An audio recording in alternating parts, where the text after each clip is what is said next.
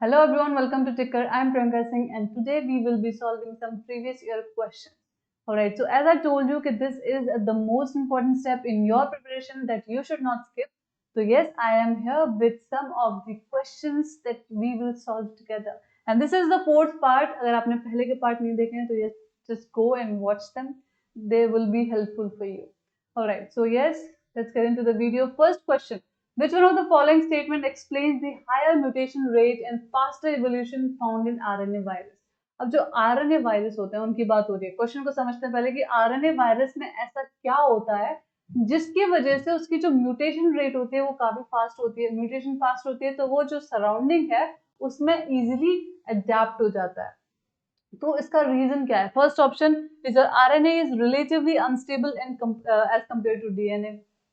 Yes, वो तो fact है. Yes, it is unstable. और second option is virus can multiply only within a living cell of a host. That's also true, but it is not a reason for your statement.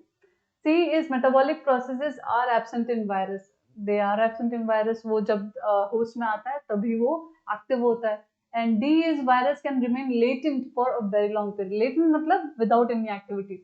Virus जो है वो without any activity रह सकते हैं बहुत लंबे time के लिए और जैसे ही वो किसी होस्ट कांटेक्ट में आएंगे दे विल जिंदा हो जाएंगे. ठीक है, तो दे विल बी अलाइव. तो यहाँ पर क्या है, चार ऑप्शन दिए हुए हैं उसमें से फर्स्ट ऑप्शन ये कह रहा है आरएनए की जो स्टेबिलिटी है वो क्या होती है, कम होती है. It is less stable as compare to DNA. DNA is more stable. इसीलिए जो यूकैरियोट्स होते हैं और जो हायर ऑर्गेनिजम्स होते हैं उनमें क्या होता है, DNA is taken as the genetic material, more reliable genetic material, क्योंकि वो स्टेबल होता है. और आरएनए जो है वो लेस स्टेबल है. लेस स्टेबल है तो वो क्या करेगा, इजीली वो म्यूटेट हो जाएगा, इजीली रेप्लिकेट करेगा. थोड़ा जैसा भी उसकी सराउंडिंग मिलेगी वैसा वो ढल जाएगा उसमें. तो इसीलिए जो वायरस का जो मेन रीजन है for the evolution it is your it is your A, that is RNA is less stable than DNA. Second question here comes is which one of the following roles is played by epididymis, vas deferens, seminal vesicles and prostates in male reproductive systems of human? This was asked in 2018 second, which was my time. Okay, so इसमें वो पूछ रहा है कि which one of the following roles are played by the epididymis? Epididymis, vas deferens, these are the male reproductive organs. तो ये epididymis, vas deferens, seminal vesicles and prostates जो होते हैं मेल रिप्रोडक्टिव organs, उनमें उनका क्या रोल होता है, बेसिक रोल क्या होता है? First is your spermatogenesis and maturation of sperm. Spermatogenesis is synthesis of sperm. ठीक है, जब वो बनते हैं वो process is known as spermatogenesis. And maturation जो होती है. फिर second option is maturation and motility of sperms. Third option is spermatogenesis and motility of sperms. And your D option is motility of sperms only. अब ये कह रहे हैं epididymis, vas deferens, they are tubes. They are basically, they are not tubes but they are like the path to travel. ठीक है, तो seminal vesicle they are glands and prostate. जो synthesis spermatogenesis जो होती है it is they are formed in your testes. तो इसीलिए वहां पर spermatogenesis होगी, पर यहाँ पे कहीं पे भी testes is not mentioned.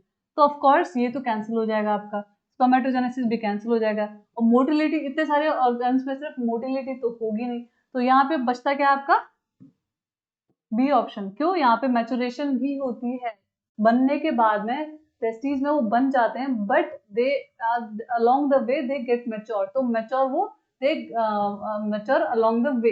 तो व्हेन दे आर ट्रांसपोर्टेड तब along that way they get mature. तो यहाँ पर मैचुरेशन मोटिलिटी के साथ साथ में भी मैचुरेशन होता है. So your option would be, the B option would be the right option. That is your maturation and motility of sperm is done by epididymis, vas deferens, seminal vesicles and prostates. All right. And the fourth question is which one of the following feature is an indication for modification of stems in plants? ठीक है, तो जो आपका stem का modification, which is not a general thing, but when a stem is modified, तो इसमें से कौन सा उसका इंडिकेशन है? Which of the following thing indicates a modification of a stem? First option is presence of eye on a potato. Second option is scale found on the onions. And C option is the tendrils found in the pea.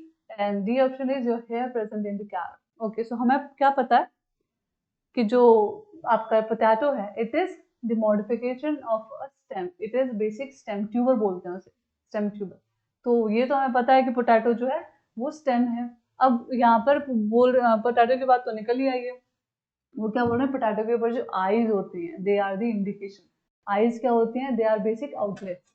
ठीक है, तो yes your potato is the stem basic. तो फिर बात तो यहीं पे खत्म हो जाती है। तो ये option is first, A option is the correct option. Here comes your fifth question, that is, which one of the following statement with regard to growth of a coral reefs is not correct?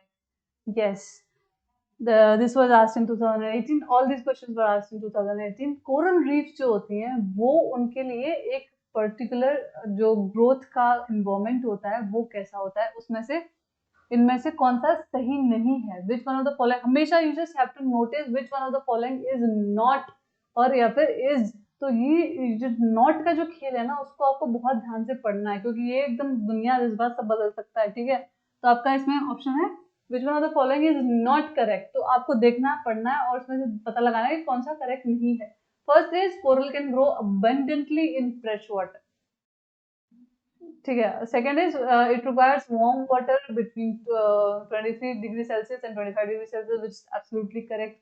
फिर नीचे आता है it requires shallow waters, shallow salt water not deeper than 50 metres. ये भी बिल्कुल सही है। D option is it requires plenty of sunlight to aid photosynthesis, coral reefs are also plants. तो फिर उनमें क्या लगेगा, फोटोसिंथेसिस ऑब्वियसली उन्हें करना है। तो ये तो तीनों सही हैं, बट कोरल रीफ्स जो है फ्रेश वाटर में कभी भी ग्रो नहीं करते हैं, they always need salt water. They coral reefs कभी भी आपको रिवर्स में या लेक्स में नहीं मिलेंगे, वो हमेशा समुद्र में प्रेजेंट होते हैं, पढ़ा होगा आपने। ठीक है, तो yes the option is the correct one. फिर comes your sixth question, which one of the following agent does not contribute to the propagation of plant through the seeds and dispersal। मतलब कि जो सीड्स और जो आपके seeds हैं, तो उनको डिस्पर्स करने के लिए, डिस्पर्स करने के लिए मतलब दूर दूर तक फैलाने के लिए किस चीज की जरूरत पड़ती है, किस चीज जो कौन सी चीज है जो कि कंट्रीब्यूट करती है। पहली चीज ये देखते हैं, प्लांट्स मूव तो नहीं कर सकते, तो वो तो कहीं फेंक के नहीं आएंगे, तो उनको क्या चाहिए, कोई ऐसी चीज चाहिए जो कि दूर दूर तक जाती हो। तो या प्लांट्स हैं, बर्ड्स हैं, बहुत सारे इंसेक्ट्स हैं जो कि दूर दूर तक जाते हैं और दे कैन प्रोपगेट। बट यहाँ पर क्या है, विंड भी है, वो भी दूर दूर जो सीड्स हैं उनको प्रोपगेट कर सकती है। फंगस, फंगस तो वहीं पर रहता है, फंगस कहाँ जाएगा, कहीं नहीं जाता। तो ये तो वैसे ही गलत हो गया।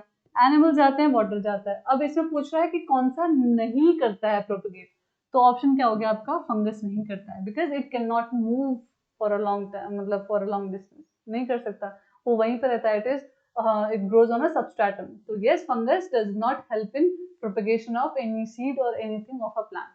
ठीक है, next comes your seventh question, if the xylem of a plant is mechanically blocked, which one of the following function of the plant will be affected। अगर आप xylem को बंद कर दें या फिर तोड़ दें या फिर डैमेज कर दें किसी भी तरीके से, तो इसमें से कौन सा फंक्शन जो है वो हैम्पर होगा। तो xylem क्या करता है, वाटर को सप्लाई करता है, वाटर सॉल्यूट्स एंड मिनरल्स इनको सप्लाई करता है। ठीक है, वो हमें पता है। तो हम लोग क्या देखेंगे, फर्स्ट कौन सा हैम्पर होगा, transportation of water only, water तो होगा ही, बट उसके साथ सॉल्यूट्स और मिनरल्स होते हैं, वो भी हैम्पर होंगे। तो B option is water, transportation of water and solutes, yes absolutely yes. C option is transportation of solutes only, no. Only कहीं पे भी आए तो थोड़ा जस्ट सोचिए इसके बारे में कि ये ओनली क्यों लिखा है, there is nothing like just only. ठीक है, तो फिर D option is transportation of gases, no. तो क्या हमने देखा कि जाइलम जो है वो वाटर ट्रांसपोर्ट करता है, मिनरल्स ट्रांसपोर्ट करता है, सॉल्यूट्स ट्रांसफर करता है। तो यहाँ पे क्या हो गया आपका, B option is the right one. ठीक है, not just water, not just solutes, but both of them. ठीक है, फिर is eight question, which one of the following psychological physiological processes excess water escapes in the form of droplets from a plant. अब ये पूछ रहे हैं कि आपका जो वाटर है प्लांट में से किस फिजियोलॉजिकल प्रोसेस के थ्रू निकलता है, मतलब इवेपोरेट होता है, सॉरी एक्सक्रीट आउट होता है, ऊज आउट होता है। ठीक है, इन the form of droplets. Droplets के जैसे कौन सी प्रोसेस में से, कौन से प्रोसेस के थ्रू प्लांट्स में से वाटर निकलता है, and that is your options are transpiration, guttation, secretion and excretion. तो ट्रांसपिरेशन क्या है, वो तो गर्मी की वजह से भाप बन जाता है। गटेशन में, यस, गटेशन में the water it forms droplets on the surface and it comes back, comes out. फिर सिक्रीशन तो नहीं, वाटर थोड़ी सिक्रीट करेगा प्लांट। फिर एक्सक्रीशन, एक्सक्रीशन नहीं करता है वाटर, जो प्लांट है it never secretes out water. Gums and resins excrete out करते हैं, बट सिक्रीट आउट करते हैं, but there is no excretion of water in plants. ठीक है, so your option would be guttation. All right, ninth question is which one of the following denotes true fruit? True fruit क्या होता है, जब ovary जो है वो fruit में डेवलप हो तो उसको हम लोग बोलेंगे true fruit. Other than that all are dash dash fruits. ठीक है, तो first is when only thalamus of the flower grows and develops into fruit. No. When only receptacles of the flowers develop into fruit। नहीं। when only when fruit originate only from the calyx of the flower। the option is when only ovary of the flower grows into fruit। last option रखा है, तो yes, when only ovary originate, when only ovary जो है it develops into fruit, then only it is called as the fruit, the true fruit। all right, so yes, so D वाला सही है। Then comes your tenth question. Which one of the following is not a primary function of a green leaf? इसमें से primary function कौन सा नहीं है? Manufacturing of food, interchange of gases, evaporation of water, conduction of water and food।